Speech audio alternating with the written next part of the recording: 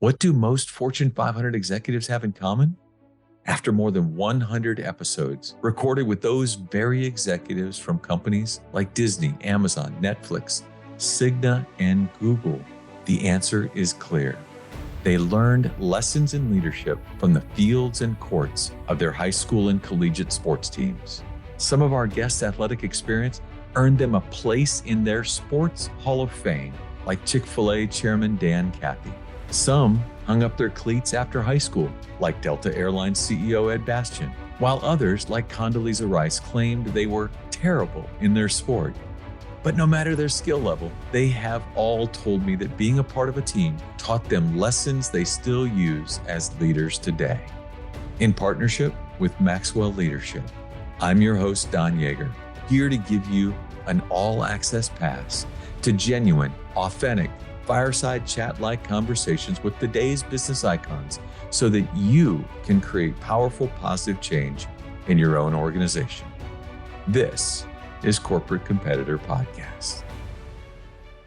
With me for today's episode is the president and CEO of a staple we all have in our toolbox, WD-40.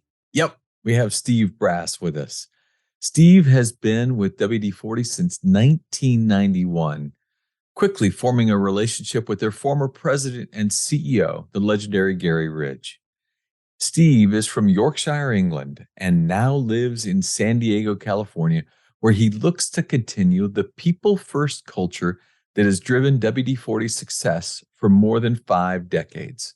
Visit corporatecompetitorpodcast.com/137 to download the free bonus resource we put together for you with fill-in-the-blank notes and reflection questions from today's episode.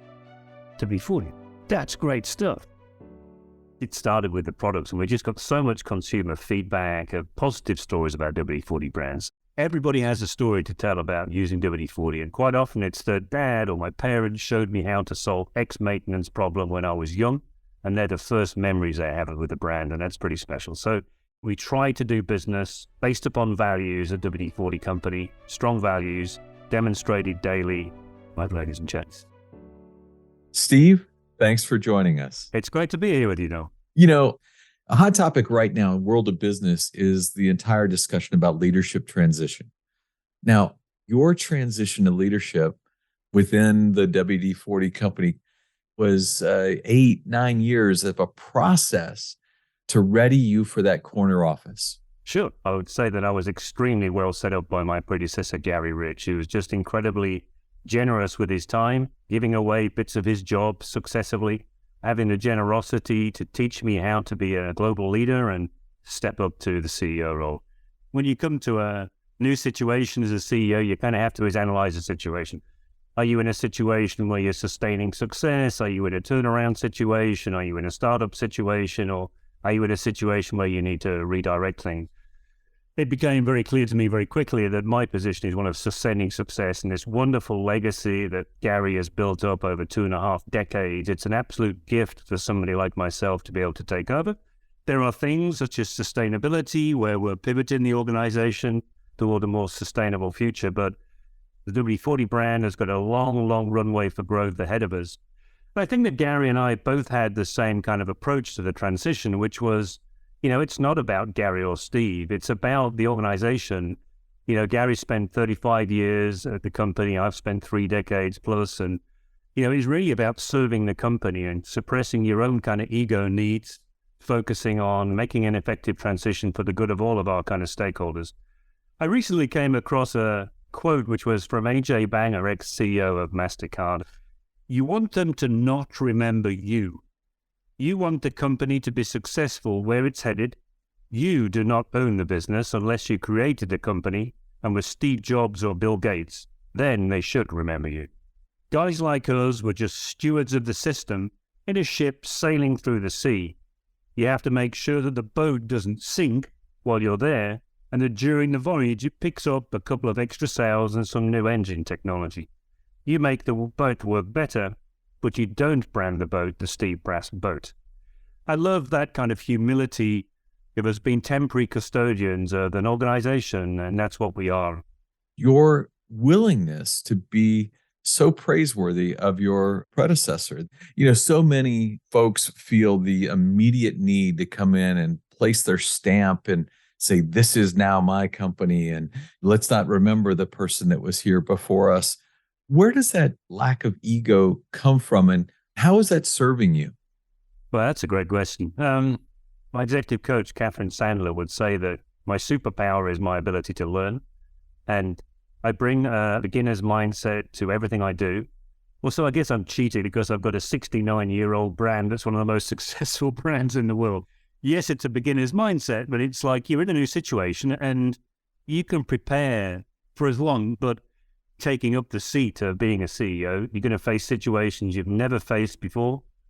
You need to bring that approach of learning. I'm going through one of the biggest personal transitions I'll ever go through in this first year as CEO, and it's okay to know that. And thankfully, I have a support network around me that can help me with that kind of beginner's situation as a new CEO. I have Gary out there who's still a great confidant, and for the price of a beer, I'm sure he'll continue to give me great advice. I have a great chairman of our board, Greg Sanford from Tractor Supply, who is a very experienced CEO. So having a support network, I think, helps you when you're a beginner, being a learner and just taking the best of what exists, but then realizing what's needed going forward. And, I realize that as a leader, I'm not the complete article. The more I learn, the more I realize I don't know. Right. If Albert Einstein can say that, then, Steve Brass can certainly say that. And in this fast-changing world of ours where the pace of change is just getting so much quicker every day, the ability and capacity to learn generates a certain amount of humility because you realize it's impossible to know everything. Absolutely. In fact, that's a great transition. I know your obsession with learning. This isn't something that started when you became CEO. It isn't something that started when you got on the track to become CEO. In fact, I want to know the story of Mrs. Hall. So Mrs. Hall was my French teacher when I was about 10 or 11 years old. I'd never studied languages before, but she just really encouraged me and gave me kind of private tutoring. I was working my way through the workbooks way quicker than the rest of the class because I loved the subject. It was the first time I really felt flow, and she responded very, very generously with her time. So I'll always be grateful to Mrs. Hall for giving of it extra time, encouraging the young man to learn his passion. I then made my career using my languages. I went and studied French and German at university. My first role was in international sales, and I was able to join WD-40 and use my languages every day for a couple of decades, which I absolutely adored. So, learning has been a thread throughout my career. I went back to school 12 years into my career and was fortunate enough to go through a part-time executive MBA at London Business School. Top-class teachers and coaches, and I brought them into the business. I'd like to think that's part of my legacy, is just some of the greatest coaches I've been able to bring in to make the whole team better. People like Mark Ritson, one of the leading brand thinkers in the world, who we brought into our business globally. And there's been many, many more over the years in terms of people that have influenced me and then I've been able to bring into the tribe to help influence and make us better aspects of business execution.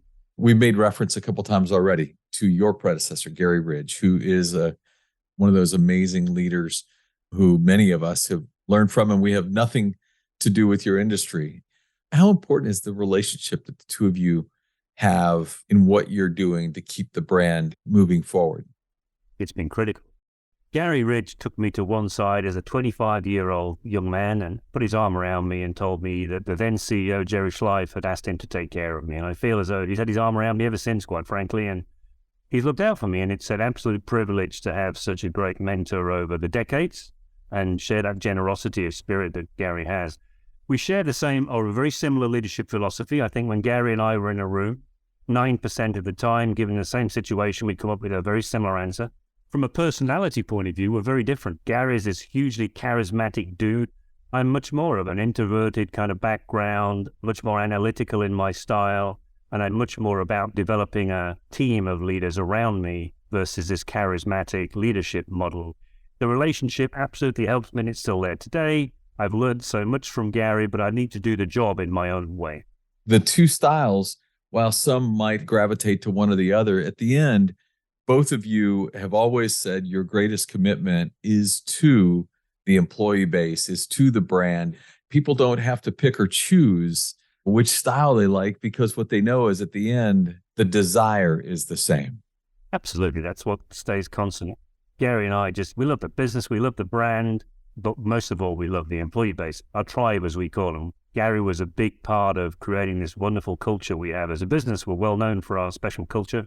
When it was announced that I was going to become CEO back in March of last year, I wanted to kind of engage with the tribe about maintaining, preserving. There was fear, is he going to come in and change everything? Gary graciously let me go out there into the business and conduct a global listening tour. So the first day actually as CEO, the first thing I did was put out a global culture survey. Another part was going out with a couple of other kind of senior leaders, both in person and remotely around the world with every single tribe mate. I had questions. If you were CEO, what are the things you would change in the business? And then give me an example of one barrier that's getting in your way of being more effective. People actually submitted videos. I had hundreds and hundreds of 2 or 3 minute videos from around the world, and I've studied each of them multiple times because the content was so great. Wishes, what would you change if you were in my role as CEO? And then what one barrier is getting in your way? We had a whole range of barriers and a whole load of wishes, and there was just huge similarities all around the world. But it all helped me kind of by listening, which is a servant leadership characteristic. You listen. Thankfully, it was very much aligned with my own thinking. And so engage with the tribe, seek their input, listen to their input, and then taking all of those inputs and listening to our people, I then came up with a couple of, okay, this is where we're headed. And you said these things, and this is what we're doing as a result. So people could see there were actions resulting from their input. And over the years, one of the things I've learned about leadership is that involvement is a very, very powerful force. Right. The old leadership style decades ago was around top thinking. Senior executives would go and lock themselves away in a dark room and come up with some strategy, and then the rest of the organization would execute it. These days, change is so fast, nobody can know everything. So it's like everybody has to be thinking and everybody has to be acting. So you need to have that listening process going on. The old African proverb, if you want to go fast, go alone. If you want to go far, go together. And there's power in that. There is power in co-creation of a strategy by as many people as possible. If you get co-creation and input, the execution is going to be that much more productive. People are going to have buy-in to what you're doing because they contributed to it. Boy, I assume because of your role in the power of the brand that there are probably other CEOs who, like me, are asking you questions, trying to figure this out. What advice would you give another CEO who may not have the kind of employee engagement? The first part of any kind of decision-making process is to analyze the situation. Where are we at, both internal and externally? Gaining feedback from as many people as possible. Sometimes it's formal feedback. Sometimes it's having a conversation over the water cooler with somebody about something. Just by engaging and asking questions, you're going to form a picture of what's really going on. I guess I cheat a little because I've been in the business for 30-some years, so I have a lot of relationships I can draw on. If I want to know what's going on about in a certain aspect of the business, I know who to call. What a gift. Power of co-creation allows people to buy in. So powerful. It fires me up about those who you're getting a chance to lead, because you refer to your teammates as tribe. Where does that begin? So if you look at the definition, a tribe is a culturally related group of people or community that share the same language, customs, and beliefs. People want to experience a sense of belonging in their lives, so we give a clear purpose, a common purpose. We have a very clear vision and shared values. And the values at WD-40 aren't just something that sit on a wall. People don't listen to what leaders say. They watch your behavior, what you do. Gary Ridge was just such a wonderful proponent of living the values every day. We don't have bosses at WD-40, we have coaches. As leaders at WD-40 company, we have a process in our appraisal system. Every tribe mate goes through once a quarter with their coach, and they have a discussion about how they're demonstrating the values of the company once every 12 weeks. It's all part of creating a great place to work, this feeling of belonging to something that's bigger than yourself with a shared vision and purpose, and that's part of being a tribe. That's it. You grew up a stone's throw away from Leeds and Manchester. Yeah. Yorkshire. You described it as where humans are outnumbered by the sheep. Good.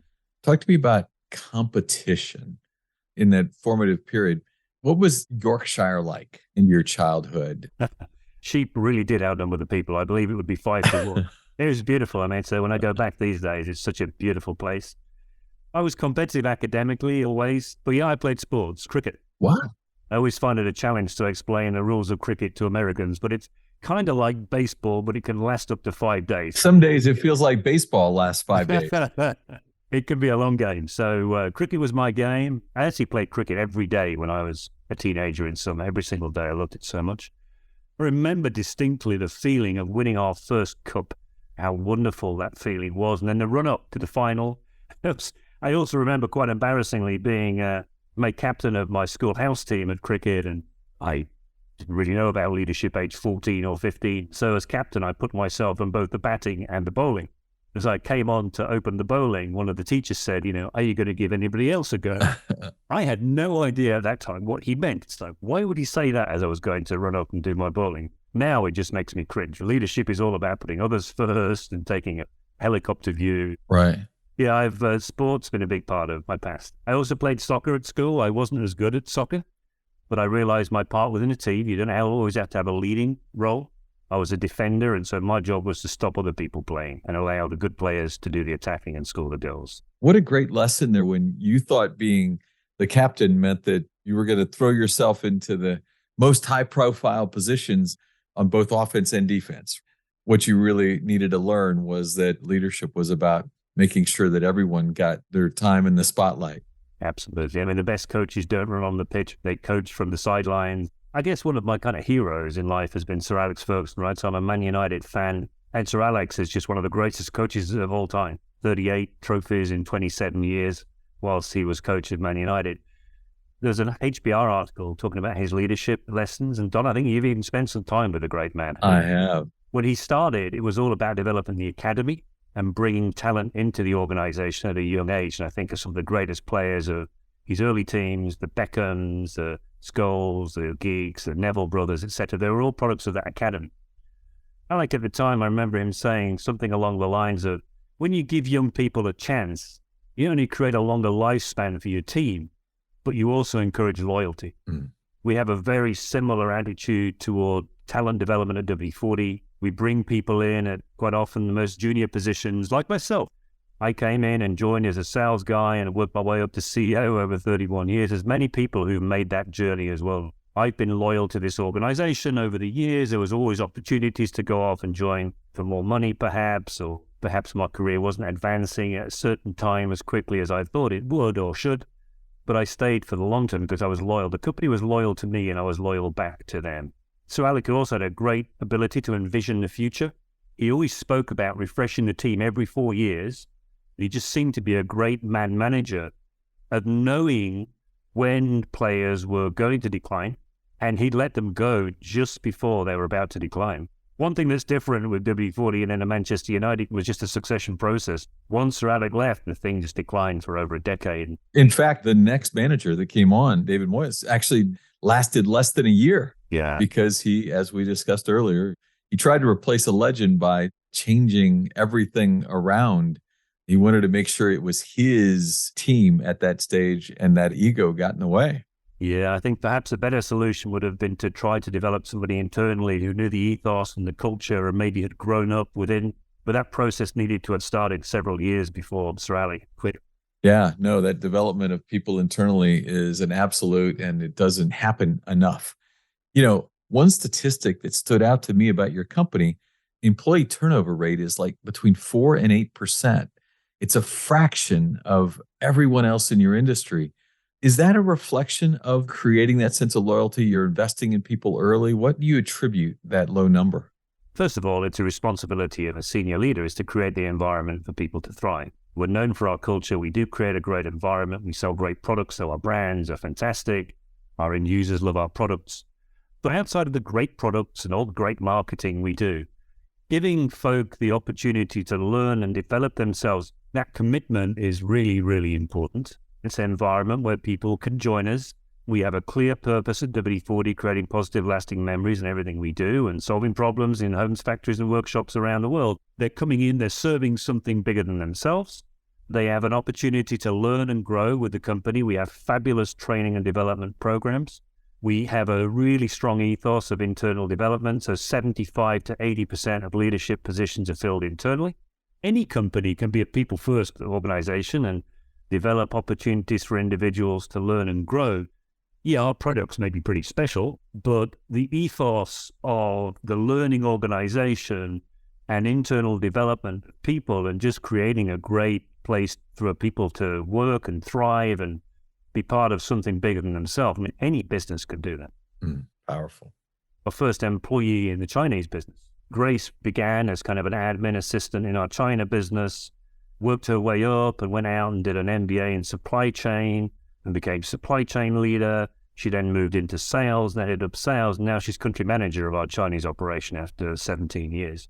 Or I think of Becky, who started as a sales assistant in Europe, and now 20 years on, she's our HR director for the whole of IMEA Trade Bloc. So you know that if you're loyal to the company and you keep performing as an individual, you will succeed and develop your career. You know, Steve, first off, let me praise you. As a storyteller, you just gave me Grace and Becky. Instead of telling me employees love to stay here and we do a great job of promoting them, you gave me stories. That's a great sign of leadership. You know, a lot of folks talk about creating culture and you talk about wanting to believe that you're part of something bigger yourself. I've had these conversations with executives in the past, but all we do is sell widgets. We're not really changing the world. So how could we create that sense that you're part of something bigger than yourself? You have one of the greatest products, but you're not curing cancer. You're not saving the world. And yet you talk openly about the importance of creating this culture that believes they're all part of something bigger than themselves. That's a beautiful transcendence. What is it about the brand that allows people to feel that what they're making could actually be involved in positive, lasting memories?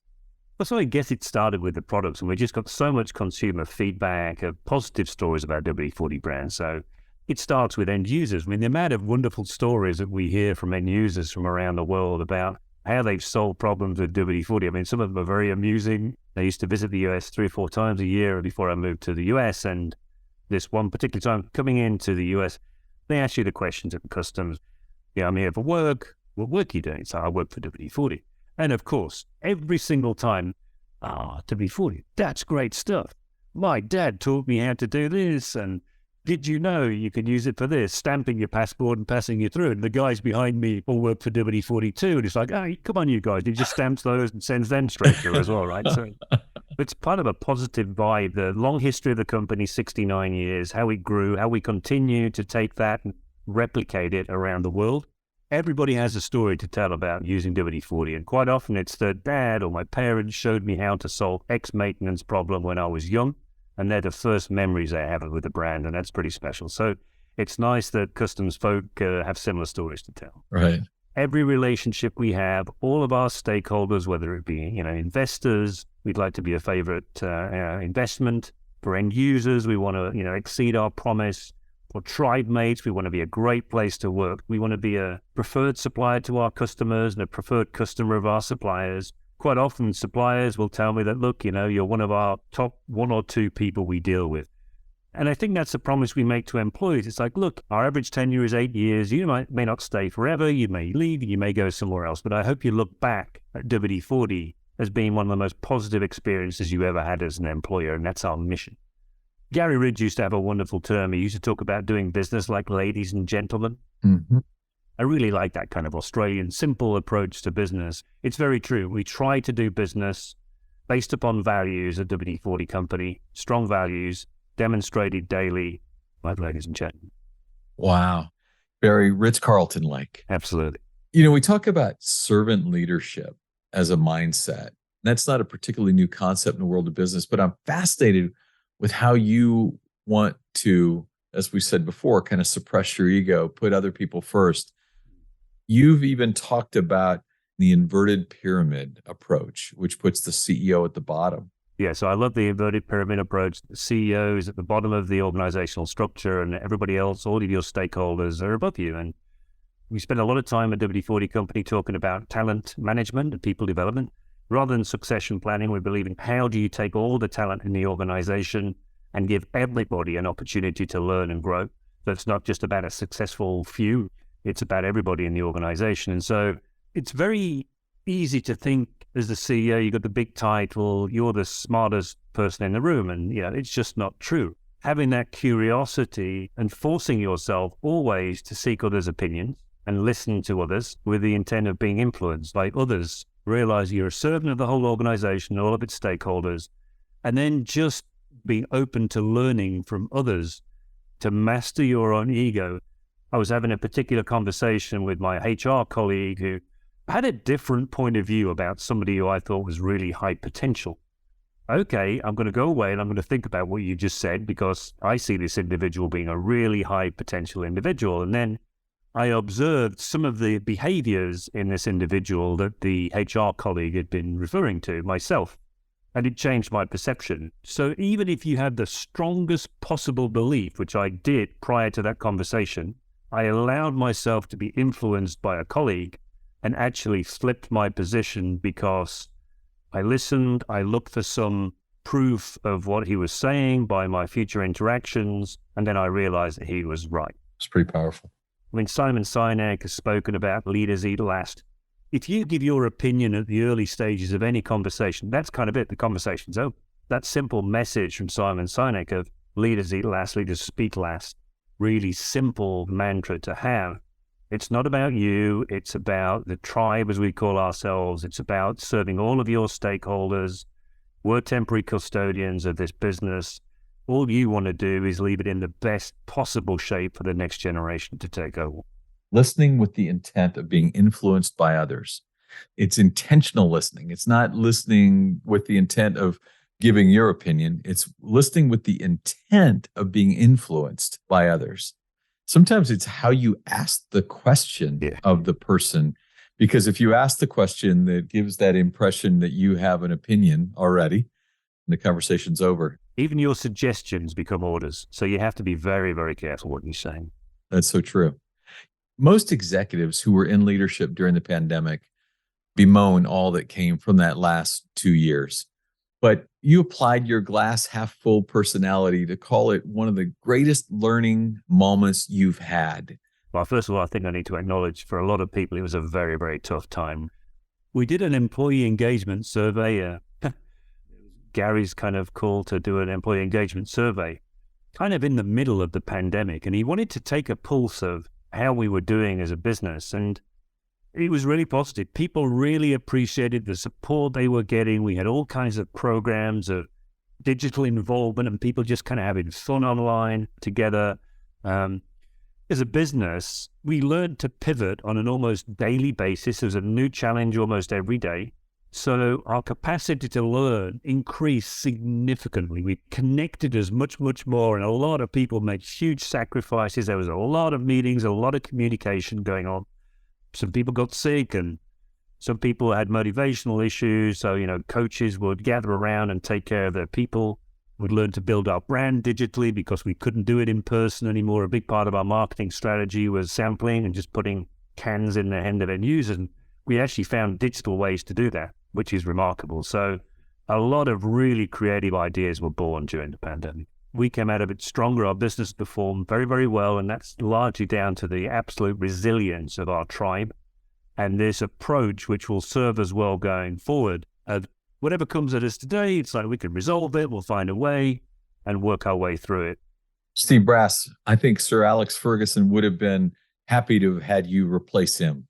You clearly are far more than a worthy successor. What's ahead for the company is exciting. I loved listening to you today, learning your humility, watching your mind work, listening to the learning that is so important to you.